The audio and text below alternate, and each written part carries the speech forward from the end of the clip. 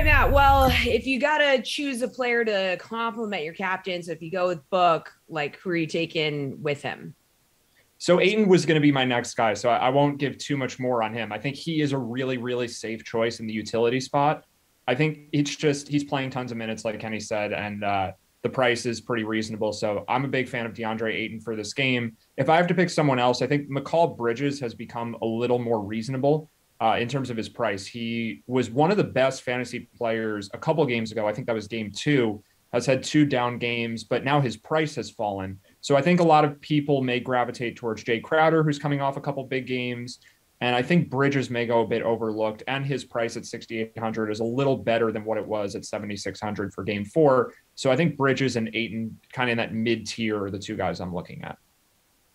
All right, Kenny. Well, you saved a decent amount of cash putting DeAndre Ayton in your captain spot. So who are you pairing with him? Well, I do want to, there's obviously the obvious options, right? There's Devin Booker. You're going to want to have in your lineup. I'm going to have Giannis in my lineup, but to fit the spirit of this question, because you probably want to pair two Suns together, right? I don't really want to talk a lot about Devin Booker. I'm not thrilled about the prospects of rostering him. I probably will just out of necessity. I think he probably is one of those guys you have to get in your lineup because he's going to score 30 plus points. But I'm really excited to roster Jae Crowder at $7,400. It's a sentence I didn't expect to be saying about a week ago. I was very bearish on Jae Crowder's fantasy production, his fantasy contributions.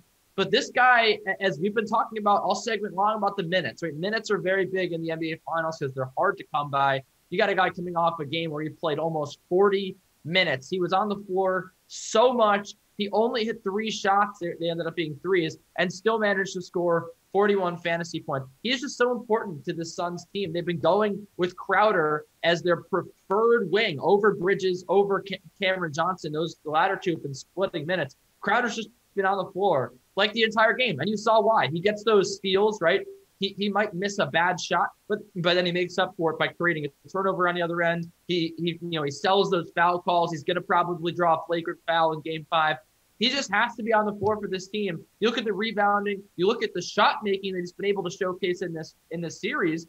I think that there's actually very, very high upside here for $7,400. I think you're probably locked into 5x. I think that you could realistically expect 6x, maybe even 7 times your salary if he has a really good shooting night. He's just so important to the Suns. I have to roster him.